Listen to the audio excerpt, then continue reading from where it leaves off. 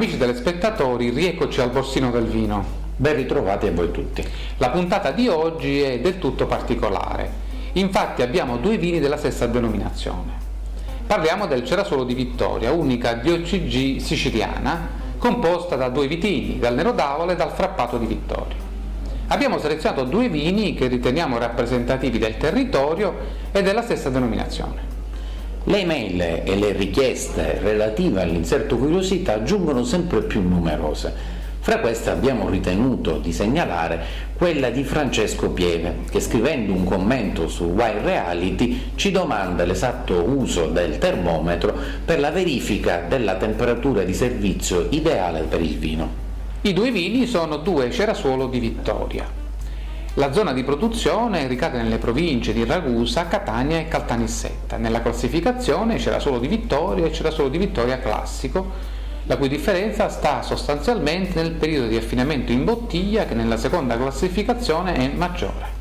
Cerasuolo di Vittoria, nella tipologia che ritroviamo oggi, trova storicamente origine nel 1606. È la data di fondazione della città di Vittoria, voluta dalla contessa di Modica Vittoria Colonna Enriquez, che ebbe a incentivare la coltivazione dei vitini proprio in questa zona geografica. In questa provincia i terreni hanno le caratteristiche che enunciamo, ovvero sabbia rossa, tufo ed argilla. Le caratteristiche dei terreni unite alla latitudine, soprattutto della zona di Vittoria, permettono al vino di avere particolari aromi e sentori di freschezza, dato che vi sono notevoli escursioni termiche tra il giorno e la notte. Queste caratteristiche le riscontriamo nei due vini che oggi vi proponiamo. Si tratta del Cerasuolo di Vittoria classico 2007 Manene di Paolo Calì e il Cerasuolo di Vittoria classico 2007 dell'azienda Valle della Cata.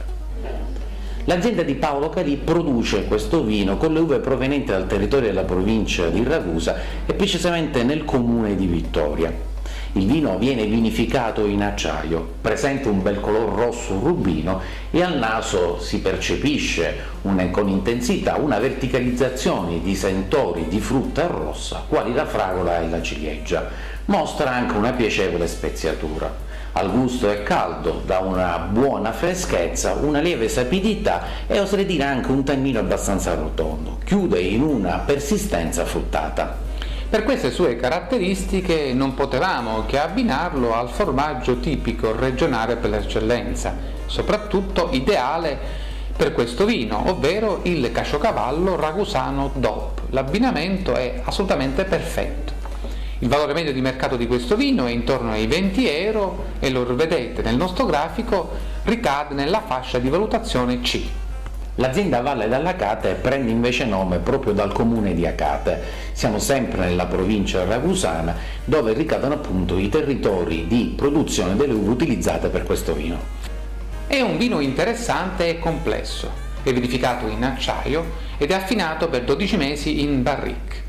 Ha colore rosso rubino intenso, al naso spazia dai sentori fruttati, abbastanza maturi, timore, ribes, fino al tabacco e alla speziatura. In bocca si mostra di corpo, di buon calore, adeguata morbidezza, con note di freschezza e persistenza di frutto e spezie. Proprio per le sue caratteristiche di corpo e di struttura abbiamo ritenuto di abbinarlo ad una grigliata di canna aromatizzata all'erba. Il suo valore medio di mercato, per come vi sta mostrando il grafico, rientra nella nostra fascia B ed è il prezzo di 14 euro a bottiglia. Passiamo adesso al nostro inserto curiosità.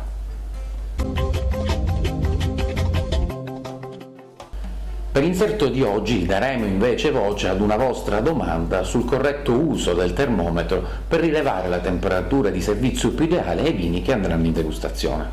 Il termometro è assolutamente uno strumento utile perché ci consente di verificare la temperatura del vino e quindi di apprezzarlo nella maniera migliore.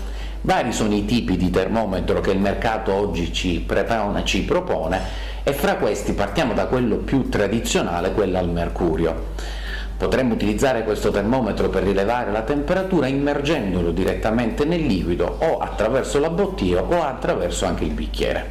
Quello che vedete adesso in fotografia è invece un classico termometro semicircolare in metallo che va appoggiato sulla bottiglia e permette di rilevare la temperatura interna. Quest'altro invece ha struttura simile, ma presenta un display digitale che visualizzerà in maniera più immediata la temperatura del vino. Per ultimo vi mostriamo questo particolare cavatappi, che ha un display digitale con un sensore e basta appoggiarlo al vetro che darà immediatamente la temperatura del vino. A questo punto siamo giunti al termine della nostra puntata, rinnoviamo l'invito a venerdì prossimo per le nuove novità enologiche. borsinodelvino@email.it è il nostro indirizzo di posta elettronica. Ci vediamo venerdì. Alla prossima!